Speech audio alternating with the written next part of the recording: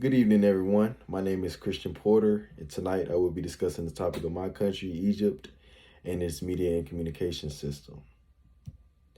As an overview, here's what we'll discuss. We'll talk about a brief history of it, how the system works today, the laws and the quality of the journalism in Egypt, what the future holds for Egyptian media, a little bit about the radio and TV aspect, and some interesting facts. All right, to talk about a little bit of the history, the first Egyptian newspaper was published in 1828. In the earlier 20th century, 1950s and 60s, the Egyptian media was heavily controlled by the state and was mostly used as a tool for political propaganda. Fast forward to the 1970s, during the presidency of Anwar Sadat, the state nationalized many private media companies, leading to a period of increased control over the media sector. In the 80s and 90s, the government, they introduced a few laws aimed at lowering the freedom of speech in the press, restricting it, including a law called the 1980 Emergency Law and the 1996 Press Law. Fast forward to the 21st century, in 2005, the government passed a new law aimed at regulating the media. And in 2011, the Egyptian Revolution took place, which led to a period of political upheaval and change. Some well-known journalists are listed at the bottom. All right, moving on to how the media system works today. The media and communication system is mainly regulated by the Ministry of Information. It basically oversees the operation of state-run media outlets. There are over 20 daily newspapers in Egypt, in the country. They're also home to numerous television and radio stations. The growth of social media has also had a big impact on the media landscape in the country, with millions of Egyptians using social media like Facebook, Twitter, and YouTube. The press sector in Egypt is diverse, with numerous newspapers and magazines. Stated that the topics cover politics, business, and culture.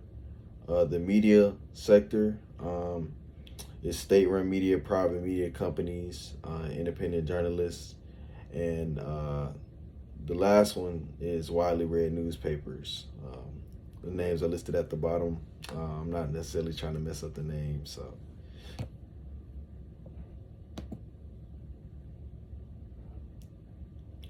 Quality of the journalism and laws. So there has been a lot of ongoing debate.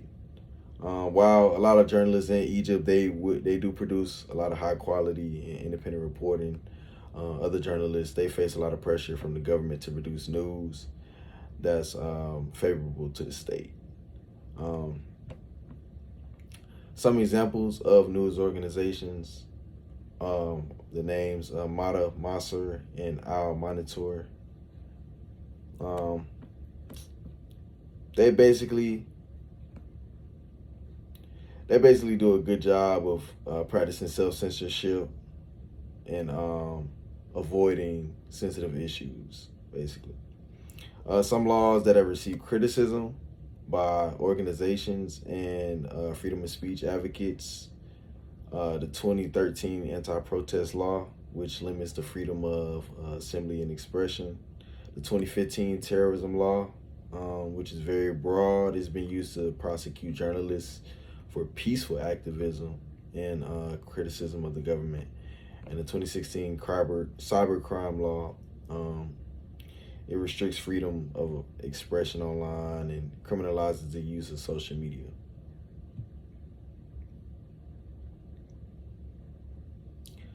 Moving on to the future, what it holds for Egyptian media.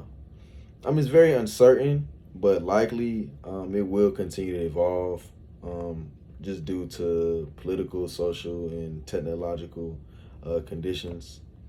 As far as digital transformation, a lot of media organizations are starting to invest in digital transformation initiatives, with the goal of just improving, increasing audience engagement, and increasing technologies like AI. Expansion to new platforms. Some organizations are exploring new platforms and channels to reach audiences like online video streaming, podcasting, and like mobile apps. Collaboration. Same, a lot of media organizations, they're starting to partner with like tech companies and universities. And lastly, to focus on quality journalism, it is a growing movement in Egypt to promote high quality journalism, including through the development of new training programs, mentorship opportunities, initiatives to support reporting.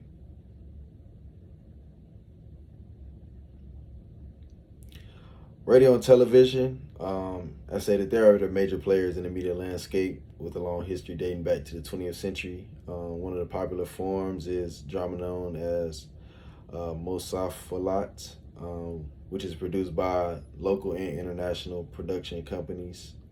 Another form of television is talk shows, very similar to American TV. And they cover a lot of topics: politics, current events, entertainment, lifestyle.